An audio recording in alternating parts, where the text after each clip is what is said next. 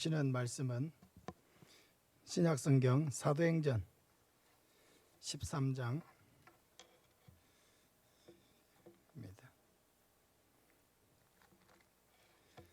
신약성경 210쪽입니다. 신약성경 210쪽 사도행전 13장 13절 14절 그리고 42절에서 52절까지 말씀입니다.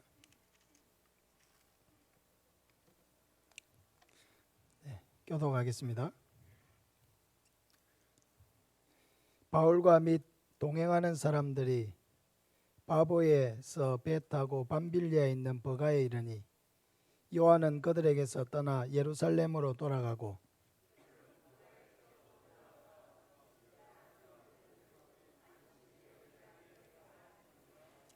42절입니다. 그들이 나갈새 사람들이 청하되 다음 안식일에도 이 말씀을 전하라 하더라.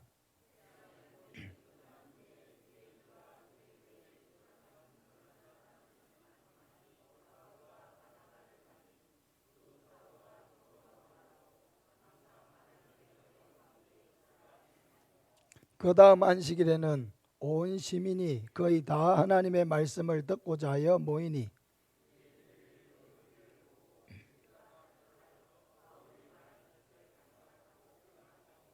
바울과 바나바가 담대히 말하 이르되 하나님의 말씀을 마땅히 먼저 너희에게 전할 것이로되 너희가 그것을 버리고 영생을 얻기에 합당하지 않은 자로 자처하기로 우리가 이방인에게로 향하노라.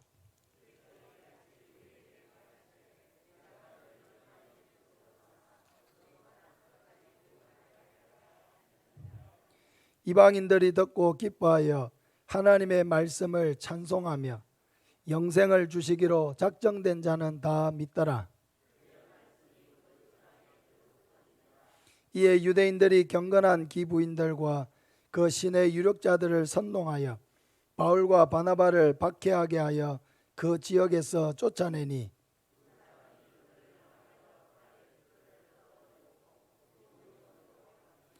제자들은 기쁨과 성령이 충만하니라. 아멘. 우리가 찬송합시다. 499장입니다.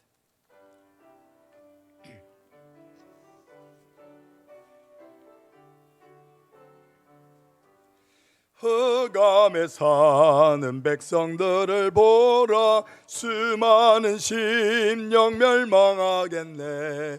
그 누가 갈까? 주의 복음 들고 생명을 구원하는 곳으로. 큰 권세 주께 있으니 큰 권세 주께 있으니 너는 가서 주의 복음 전하라. 주가 너 항상 지키리라.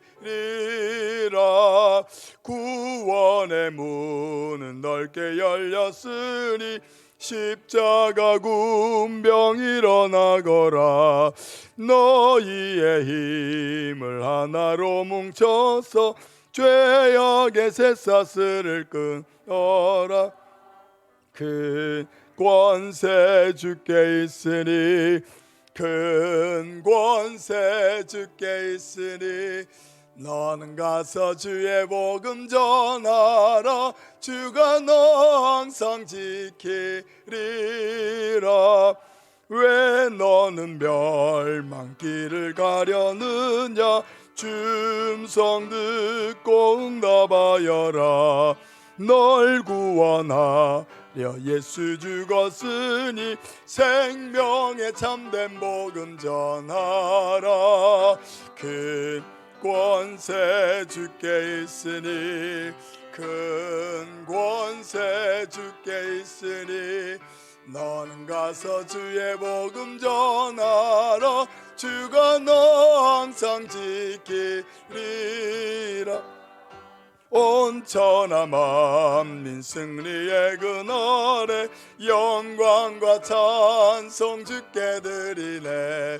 속죄함이 구원받았으니 기쁘게 할렐루야 부르세.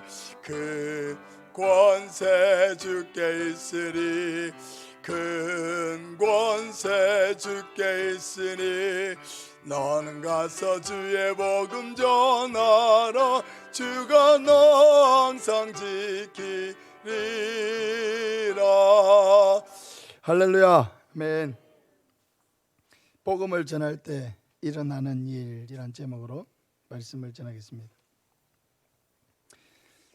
예수님께서 우리에게 복음을 전하라고 하신 이유는 이 복음이야말로 우리 자신을 살리고 또 복음을 듣는 자들을 살리기 때문입니다. 이 땅에 정말 가슴 뛰는 그런 행복한 그런 일이 있다고 하면 그것은 바로 누군가가 예수님을 믿고 영접하는 일입니다. 이것은 정말로 감격스러운 일이고 또 이런 일들을 돕는 것은 정말로 보람있고 행복한 일이 아닐 수 없습니다. 그러므로 복음을 전할수록 가장 복을 받는 사람은 바로 복음을 전하는 그 자신입니다. 지난 주 중에도 이렇게 귀한 복음의 역사가 있었습니다. 오늘 우리 두수의 박두현 할아버지 오셨는데 우리 박수로 한번 환영하겠습니다. 환영합니다. 예.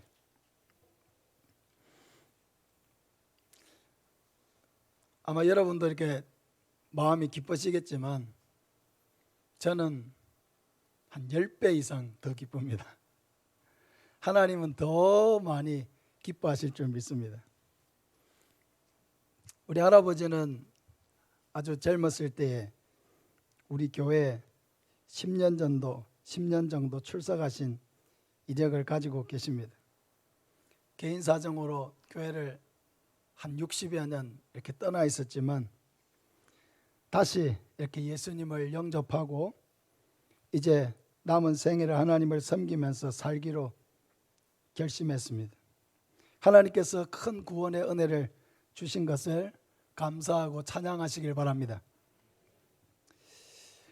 여러분, 이 세상에 복음이 필요하지 않는 사람은 단 한 사람도 없습니다. 모든 사람은 복음이 필요하고 그래서 모든 사람은 복음을 들어야 하고 모든 사람은 다 하나님께로 돌아와야 합니다. 모두가 다 하나님에게서 나갔기 때문에 그들은 하나님에게 돌아와야 그 마음에 참 평안과 기쁨과 소망이 넘치게 되어 있는 것입니다.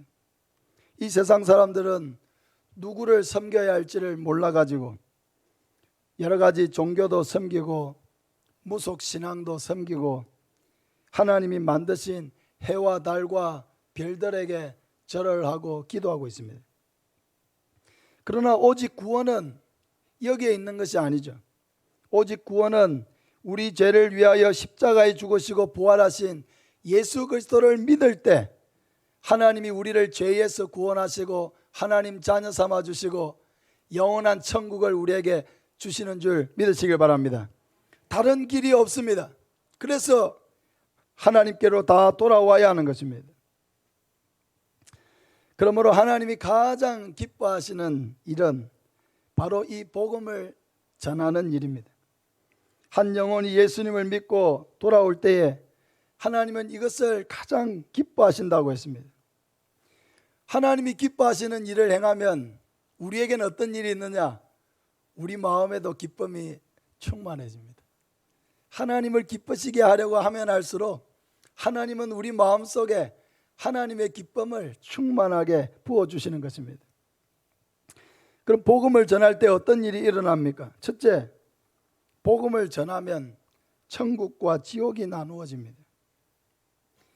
바울은 안디옥 교회에서 파송을 받은 선교사로서 지금 바나바와 함께 지금의 터키 땅인 갈라디아 지방의 여러 도시들을 순회하면서 전도했습니다. 배를 타고 항구 도시인 버가에 내려서 160km나 더 떨어져 있는 비시디아 안디옥까지 산을 넘어서 걸어갔습니다. 우리도 가끔 산에 가면은 힘들죠. 내가 체력이 이거밖에 안 되는가 싶을 정도로 힘이 듭니다. 근데 이 160km나 되는 이 먼 길을 큰 산을 넘어서 버가에서 비시디아 안디옥까지 이렇게 산을 넘어서 가는데, 여러분 군인들도 하루에 행군을 하면 40km밖에 걷지 못합니다. 최대한 걸어도. 하루만 열심히 걸으면 군 앞발에 이렇게 물집이 잡히고 해서 두 번째 날부터는 제대로 걷기도 힘들고 굉장히 어려움을 겪습니다. 160km를 평지도 아니고 산을 걸어서 가려고 하면은 또 무거운 짐들, 먹을 거, 뭐 여러 가지 장비들 챙겨가지고 이렇게 가려고 하면 하루에 얼마나 갔을까요? 20km를 갔을까요? 30km를 갔을까요? 아마도 30km를 걸었다 해도 6, 7일은 넘어가야 하고, 20km를 걸었다면 적어도 8일 이상 혹은 그 이상 이렇게 걸려서 아마 비시디아 안디옥까지 갔을 것입니다. 복음을 전하는 것은 이렇게 육체적으로 고되고 힘든 여정을 포함하는 것입니다. 근데 한편으로 생각해 보면 복음은 이런 어려움을 극복해서라도 전해야 될 가치가 있기 때문에 이런 고생을 하는 것입니다. 우리도 지난주에 부산까지 가서 복음을 전하는 일이 있지 않았습니까? 새벽기도 마치고 일찍 출발을 해가지고 아직 캄캄할 때 출발했거든요. 출발해가지고 또 어렵게 병원에 들어가서 복음을 전했는데, 그렇게 완강하게 거부하던 분이 하루 만에, 이틀이죠. 이틀 만에 이렇게 하나님께서 은혜를 주시고 그 안에 우리 성도들이 한 마음으로 같이 기도했습니다. 그 돌아가시기 하루 전에 감격적으로 예수님을 구주로 영접하는 일이 일어났습니다. 얼마나 놀라운 성령의 역사입니까? 그러니까 우리 마음에도 그 멀리까지 가서 복음을 전하고 왔지만은 이런 구원의 은혜가 있고 구원의 역사가 일어나니까, 이야, 참 너무 보람되고 너무 감격스럽고 이보다 더 이렇게 행복하고 감사한 일이 있는가, 그런 생각이 드는 것입니다. 바울과 바나바도 이렇게 힘든 여정을 하면서 복음을 전했지만, 이런 여정을 그들이 감당할 수 있는 힘은 바로 하나님께서 그 한 영혼이 돌아올 때에 그들의 마음속에 부어주시는 이런 기쁨, 이런 감격, 이런 감사, 이런 은혜가 그들의 마음에 넘치니까 이 여정을, 이 고된 여정을 감당해 나가는 것입니다. 이렇게 힘들게 복음을 전하러 비시디아 안디옥이라는 도시에 왔는데 처음 분위기는 그렇게 좋지 않았습니다. 복음을 전하는 현장에 많은 사람들이 모였고 많은 사람들이 관심을 가지긴 했지만, 이내 바울이 전한 그 복음을 반박하고 비방하는 사람들이 생겨났습니다. 오늘 우리 본문 44절 45절 우리 같이 한번 읽겠습니다. 그 다음 안식일에는 온 시민이 거의 다 하나님의 말씀을 듣고자 하여 모이니 유대인들이 그 무리를 보고 시기가 가득하여 바울이 말한 것을 반박하고 비방하거늘 했습니다. 여러분, 복음을 전하는 현장에는 항상 두 가지 일이 일어날 수 있다는 것을 생각해야 합니다. 복음을 받아들이는 사람과 복음을 거부하는 사람입니다. 예수님을 영접하는 사람과 예수님을 끝까지 믿지 않는 사람입니다. 이러한 선택은, 여러분, 우리가 중국집에 가서 짜장면을 먹을 건지 짬뽕을 먹을 건지 이런 선택과는 차원이 다른 것입니다. 예수님을 못 받아들일 것이냐 받아들일 것이냐 하는 것은 영원까지 이르는 선택입니다.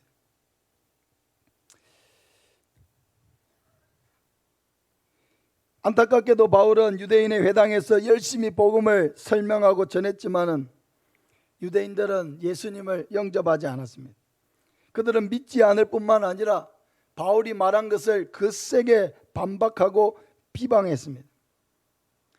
복음을 전할 때 너무 안타까운 그런 일은 무조건 자기 생각에 사로잡혀서 예수님을 끝까지 거부하고 한마디 한마디를 끝까지 반박하고 물고 늘어지는 그런 사람들을 만날 때 너무 안타까운 마음이 듭니다. 나는 불교라서 예수님을 믿을 수 없습니다. 나는 부모님 제사 때문에 예수님을 믿을 수 없습니다. 나는 일요일에 너무 바빠서 교회에 갈 수가 없습니다. 내가 교회 가면은 주변 사람들이 뭐라고 할까봐 못 가겠습니다. 이유가 많아요. 다양합니다. 공통점은 못 간다는 것입니다. 복음 앞에서 핑계를 대는 것보다 더 안타깝고 어리석은 일은 없습니다. 핑계를 댄다고 해서 다른 구원의 길을 그들이 찾을 수 있다면 내버려 두겠지만 다른 곳에는 구원의 길이 없습니다. 하나님의 말씀을 그대로 믿기만 하고 그 예수 그리스도의 십자가의 죽으심과 부활이 바로 나를 위한 것이다 하는 것을 그대로 믿고 받아들이기만 하면은 하나님의 구원의 길이 내 앞에 열려지게 되는데 이걸 믿지 않냐고 끝까지 거부하니까 결국 그는 그에게 주어진 자기의 죄의 짐을 그대로 짊어지고 지옥의 길을 갈 수밖에 없는 것입니다.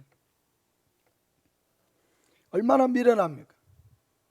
스스로는 똑똑하다고 생각하지만 그건 똑똑한 것이 아니라 미련한 것입니다. 가장 어리석은 것입니다. 우리가 볼 때 가장 안타까운 것입니다. 우리가 가진 이 복음의 능력이 바로 이런 거예요. 복음을 그들 앞에 펼쳐놓기만 하면 그것은 천국과 지옥의 갈림길에 세우는 것입니다. 두 번째로 복음을 전하면 전혀 생각지 못한 사람이 예수님을 믿는 일이 일어나게 된다는 것입니다. 48절 49절 우리 같이 읽겠습니다. 이방인들이 듣고 기뻐하여 하나님의 말씀을 찬송하며 영생을 주시기로 작정된 자는 다 믿더라. 주의 말씀이 그 지방에 두루 퍼지니라. 아멘. 여기 보면은 유대인, 이방인 하는 이런 표현이 나옵니다. 유대인은 전통적으로 이스라엘 혈통을 가진 그런 이스라엘 사람을 의미하고 이방인은 그런 유대인이 아닌 모든 세상 나라의 사람들을 유대인의 관점에서 이방인이라고 표현한 것입니다. 그러니까 바울은 처음에는 전도의 대상을 다 이 유대인을 전도의 대상으로 삼았습니다. 왜냐하면 자신도 유대인으로서 처음에 예수님을 알지 못할 때에는 예수 믿는 자들을 잡아다가 핍박하고 감옥에 가두고 때리고 또 죽이기까지 하는 이런 엄청난 열심을 가지고 예수 믿는 자들을 핍박했습니다. 그런데 부활하신 예수님을 만나니까 예수님의 부활이 사실이라고 하는 것을 도무지 믿지 않을 수가 없게 된 거죠. 왜? 분명히 십자가에 매달려 죽은 예수님이 내 앞에 나타났으니까 그 부활을 믿지 않을 도리가 없게 된 것입니다. 그때서야 바울은 자신이 얼마나 잘못 살아온 것을 깨닫게 되었습니다. 그러니까 깨닫고 나니까 어떻습니까? 여전히 예수님을 만나기 전에 자신처럼 살고 있는 이 유대인들, 자기의 동족들을 볼 때 가슴이 미어지는 안타까움이 바울의 마음속에 있는 것입니다. 저들이 아직도 예수를 알지 못하니까 이렇게 예수 믿는 자들을 핍박하고 자기가 살아왔던 그런 잘못된 길로 가고 있으니까 바울의 마음속에 그런 아픔과 안타까움이 용솟음쳐서 어떻게든 자기의 동족들에게 복음을 전하여 그들을 구원하려고 힘을 다한 것입니다. 사랑하는 여러분, 우리도 예수님을 믿고 나면은 가장 먼저 생각나는 사람이 누굽니까? 바로 우리 가족들이고 우리의 형제 자매들입니다. 나는 이제 예수님을 믿고 영원한 천국을 소망하며 살게 되었지만은 우리의 가족들은 아직도 이것을 알지 못하고 예수 믿는 자들이 어리석게 보이고 또 반대하기도 하고 이렇게 하는 것을 볼 때 너무 안타까운 마음이 우리 안에서 일어나는 것입니다. 그래서 가족들에게 어떻게든 이 안타까운 마음을 가지고 복음을 전해보려고 하지만은 전도하기가 제일 힘든 사람이 누굽니까? 우리 가족들이죠. 내가 예수 믿는 것을 제일 반대하는 사람이 누굽니까? 우리 가족들이죠. 안타까움이 너무 크지만 전도가 또 제일 힘든 사람들이 바로 우리의 가족들입니다. 그러나 우리가 복음을 전하려는 마음을 가지고 있으면 하나님은 때로 전혀 뜻밖의 다른 곳으로 복음의 문을 열어 가시는 것을 경험하게 되는 것입니다. 생각지 못한 우리의 친구들, 이웃들, 직장 동료들, 또 내가 알고 지내는 그 사람들의 마음속에 역사해 주셔가지고 내가 받은 하나님의 은혜가 그 사람들에게로 흘러가서 어떤 사람들의 마음의 문이 열리는 것을 경험하게 되는 것입니다. 바울의 전도 현장에서도 이런 일이 일어났습니다. 바울이 그토록 안타까운 마음으로 복음을 전하고자 했던 유대인들은 마음의 문을 닫고 바울을 거부하고 비방했지만은 오히려 이방인들은 이 복음의 말씀을 기쁘게 그 마음속에 받아들였습니다. 기쁘게 받아들였을 뿐만 아니라 하나님의 말씀을 찬양했다고 성경에 기록하고 있습니다. 바울이 복음 전하러 갔을 때에 전혀 예상치 못했던 사람들에게 복음의 문을 하나님께서 열어가시는 것을 보게 된 것입니다. 그래서 하나님께서 영생을 주시기로 작정하신 모든 사람들이 예수님을 믿는 역사가 일어나게 된 것입니다. 사랑하는 여러분, 우리가 전도할 때에도 이 점을 항상 생각을 해야 합니다. 우리가 태신자를 작정하고 자기가 기도하는 사람이 있을지라도 하나님은 얼마든지 내가 이름 적어 놓지 않는 다른 사람, 내가 기도하고 있지 않은 어떤 다른 사람에게 먼저 마음의 문을 열어주시기도 한다는 것입니다. 사도행전 1장 8절에 보면 오직 성령이 너희에게 임하시면 너희가 권능을 받고 예루살렘과 온 유대와 사마리아와 땅끝까지 이르러 내 증인이 되리라 하시니라. 이 말씀은 예루살렘에서 다 전파된 후에 유대로, 유대에서 다 전파된 후에 사마리아로, 사마리아에서 다 전파된 후에 땅끝까지 복음이 전파된다는 말씀이 아닙니다. 동시다발적인 것이죠. 성령으로 충만한 사람들이 나가서 복음을 전하면은 예루살렘에서도 돌아오는 사람이 생기고 유다에서도 돌아오는 사람이 생기고 사마리아에서도 돌아오는 사람이 생기고 땅끝에서도 돌아오는 사람들이 생기게 된다는 것입니다. 여러 지역에서 동시다발적으로 하나님께서 복음의 문을 열어가시는 바로 그곳에서 구원의 역사들이 동시다발적으로 일어나게 된다는 것입니다. 그러므로 가족을 우리의 마음속에 우선순위에 두고 또 몇몇 태신자들을 가슴에 품고 기도하고 있을지라도 복음은 내가 기도하고 있거나 우리의 가족들이 아닌 나의 친구들에게로, 이웃에게로, 또 내가 사랑하는 어떤 사람들에게로 먼저 하나님께서 복음의 문을 얼마든지 열어주실 수가 있다는 것을 생각해야 합니다. 우리가 입을 열어 선포하기만 하면, 입을 열어서 하나님의 말씀을 전하기만 하면, 내가 받은 하나님의 은혜를 그들에게 조금 나누어 주기만 해도 하나님께서 누군가의 마음속에 그 은혜가 풍성하게 되어서 나는 조금 은혜를 나누었는데 어떤 사람은 그 은혜를 너무 크게 깨닫고 하나님께로 돌아오고자 하는 자들이 있을 것입니다. 그때 우리는 내가 기대하고 있던 사람이 아니라고 해서 그들을 외면해서는 안 됩니다. 그들의 마음의 문이 열리고 복음에 관심을 가지고 하나님께로 돌아오고자 하는 자들이 있을 때 우리는 깊은 관심을 가지고 그들을 도와야 합니다. 누구에게 먼저 복음의 문을 열 것이냐 하는 것은 하나님이 결정하시는 일입니다. 성령님이 결정하시는 일입니다. 그러므로 우리는 그 복음의 현장에서 항상 성령의 인도를 따라야 하는 것입니다. 중요한 것은 우리가 만나는 사람들마다 이 복음을 전하고 자신이 누리는 은혜를 나누고 열심히 많은 씨를 뿌리는 것입니다. 사랑하는 여러분, 뿌려진 씨앗은 반드시 열매 맺을 때가 온다는 것을 믿으시기를 바랍니다. 마지막으로 예수님을 영접한 자들의 마음에 기쁨과 성령으로 충만해졌습니다. 50절부터 마지막까지 우리 같이 한번 읽겠습니다. 이에 유대인들이 경건한 귀부인들과 그 신의 유력자들을 선동하여 바울과 바나바를 박해하게 하여 그 지역에서 쫓아내니 두 사람이 그들을 향하여 발에 티끌을 떨어버리고 이고니온으로 가거늘 제자들은 기쁨과 성령이 충만하니라. 아멘.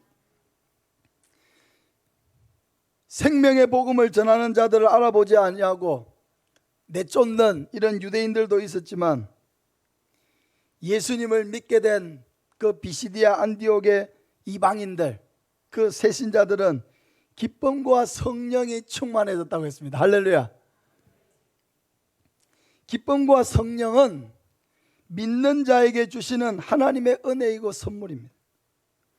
하나님은 기쁨과 성령을 우리 안에 충만하게 해서 하나님이 택하시고 부르시고 죄를 용서하시고 하나님의 자녀 삼으신 증거로서, 그리고 영원한 천국까지 우리를 인도하실 것을 약속하시기 위해서 우리 마음속에 기쁨과 성령을 충만하게 하시는 것입니다. 성령이 충만하면 우리의 마음의 기쁨도 충만해집니다. 예배를 사모하게 되고 말씀을 사모하게 하십니다. 은혜를 갈망하는 마음을 부어주십니다. 봉사하고 헌신하고 싶은 마음을 주십니다.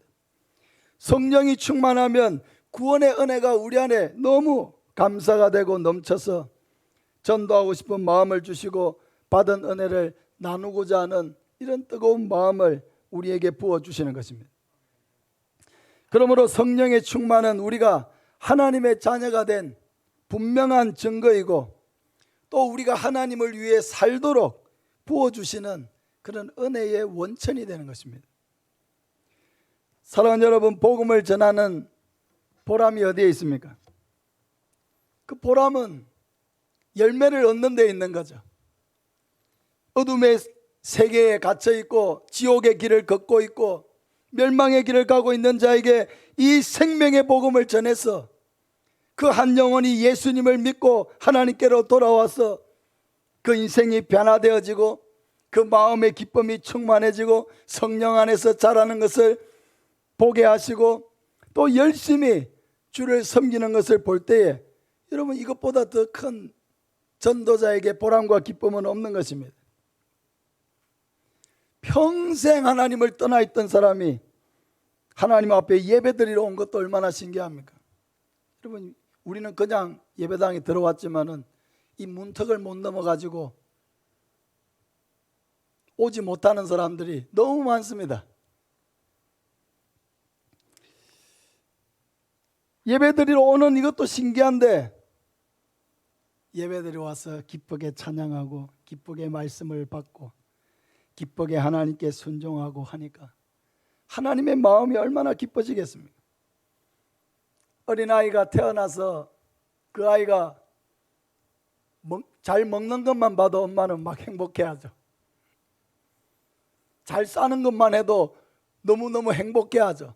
그 아이가 걸음마를 시작하고 또 한마디 말을 시작하고 뭔가 조금씩 성장하고 자라가고 변화되는 것을 볼 때 그 어머니의 마음에 큰 기쁨이 있습니다.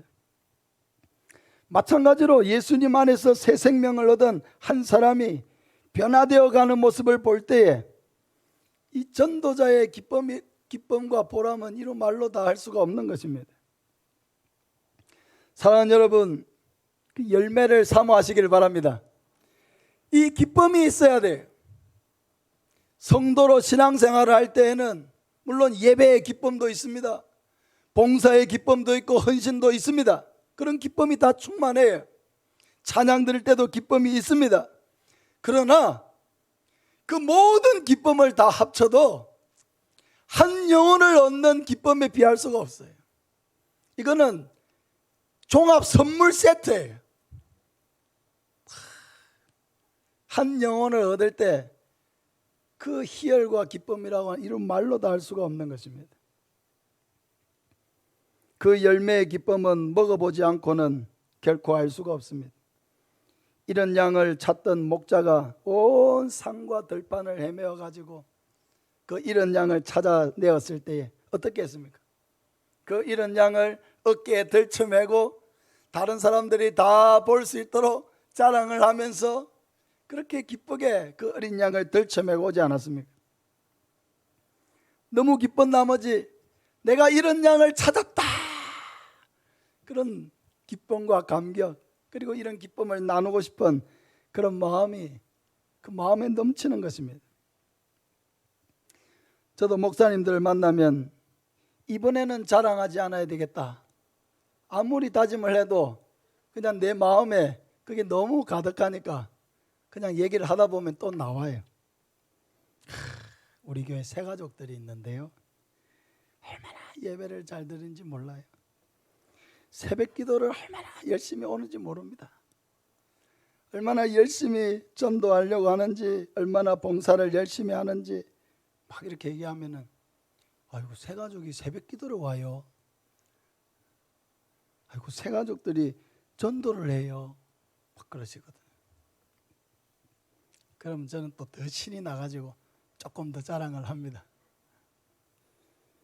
저도 너무 신기하고 감사해서 막 그런 하나님께서 내게 주신 이 기쁨이 꿈인지 생시인지 늘 생각하면서 그런 기쁨이 내 마음에 넘치니까 자꾸 얘기되는 것입니다.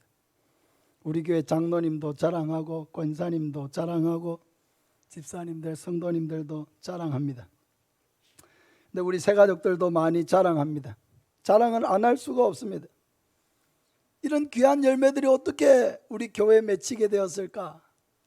어떻게 이렇게 귀한 분들을 하나님께서 우리 교회에 보내주셨을까? 생각만 해도 배가 부릅니다. 바울은 복음을 전해서 믿게 된 성도들을 가리켜서 나의 면류관이라고 불렀습니다. 빌립보서 4장 1절에 그러므로 나의 사랑하고 사모하는 형제들, 나의 기쁨이요 면류관인 사랑하는 자들아 했습니다. 데살로니가전서 2장 19절에 우리의 소망이나 기쁨이나 자랑의 면류관이 무엇이냐? 그가 강림하실 때에 우리 주 예수 앞에 너희가 아니냐?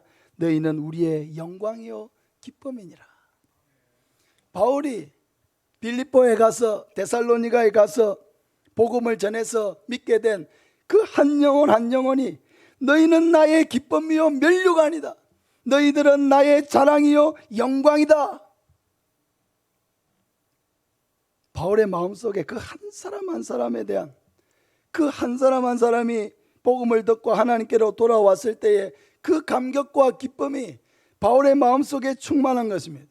이 복음의 열매는 이렇게 천국에 가서도 하나님 앞에 자랑이 되고 영광이 되는 것입니다. 사랑하는 여러분, 우리가 가진 이 복음은 결코 무미건조한 것이 아닙니다. 복음은 우리의 가슴을 뛰게 만들고 복음을 듣는 자들의 가슴을 뛰게 만듭니다. 복음 안에서 우리는 더 누려야 합니다. 복음은 단지 주일날 이 정한 시간에 와서 예배 시간 1시간 지키는 이게 복음 생활의 전부가 아니라는 것입니다. 이것은 최소한입니다. 최소한. 복음은 훨씬 풍성한 것입니다. 우리 안에 놀라운 즐거움과 기쁨과 충만한 은혜를 주는 것입니다. 이 세상에 아무리 힘들고 어려운 일들이 많아도 이 복음의 기쁨이 우리 안에 충만하면 모든 것을 능히 이기고 나갈 수 있는 능력이 바로 이 복음의 능력입니다. 사랑하는 여러분, 그러므로 이 복음 안에 더 거하고 복음 안에 더 즐거워하고 복음 전하는 일에 더 집중하시길 바랍니다. 복음 전하려고 하는 마음, 내게 주신 은혜를 주변 사람들과 나누려고 하는 이 마음을 포기하지 마시길 바랍니다. 하나님의 은혜는 흘러가야 풍성해지는 것입니다. 하나님의 은혜가 나를 통해서 계속해서 흘러가게 만드십시오. 물꼬를 잠궈두면 안 됩니다. 복음의 열정이 타올라야 먼저 내가 삽니다. 내가 살아요. 내가 살아야 우리 가족들도 살리고 내가 사랑하는 사람들을 살릴 수 있습니다. 내가 복음으로 충만하지 못하면 아무리 내 주변에 내가 사랑하는 사람들이 있어도 그들이 죽음의 길을 뻔히 가고 있는 것을 알고도 우리는 무기력하게 아무것도 하지 못하는 사람이 되고 말 것입니다. 복음이 전파되는 곳에서 믿는 자들이 생겨났습니다. 복음의 씨가 뿌려질 때에 변화의 역사가 일어났습니다. 예수 그리스도를 구주로 영접하는 자들의 마음속에 성령과 기쁨이 충만해졌습니다. 사랑하는 여러분, 이게 얼마나 놀라운 일입니까? 교회가 세상에 줄 수 있는 것은 바로 이 복음입니다. 세상에 그들이 우리에게 기대하고 있는 것은 바로 이 복음입니다. 복음을 전해줄 때 그들을 살릴 수가 있고, 복음을 전해줄 때 그들이 맛보지 못한 놀라운 행복과 평안과 기쁨과 이 세상이 줄 수 없는 소망을 그들의 삶에 줄 수가 있는 것입니다. 하나님은 우리 한 사람 한 사람에게 큰 기대를 가지고 있습니다. 자기의 자리에서 순종하시기 바랍니다. 무슨 대단한 일이 아니라 내가 예수 믿고 내가 누리고 있는 은혜를 그냥 나누시기를 바랍니다. 편안하게 나누시기를 바랍니다. 많은 사람들에게 나누시기를 바랍니다. 내가 받은 은혜가 자연스럽게 물줄기가 되어서 은혜의 물줄기가 되어서 흘러가도록 계속해서 나누시기를 바랍니다. 그래서 누구를 만나든지 복음으로 살리는, 생명을 주는, 천국의 소망을 주는, 영생의 길을 주는 하나님의 종들이 되시기를 예수님의 이름으로 축복합니다. 우리 같이 한번 기도하겠습니다.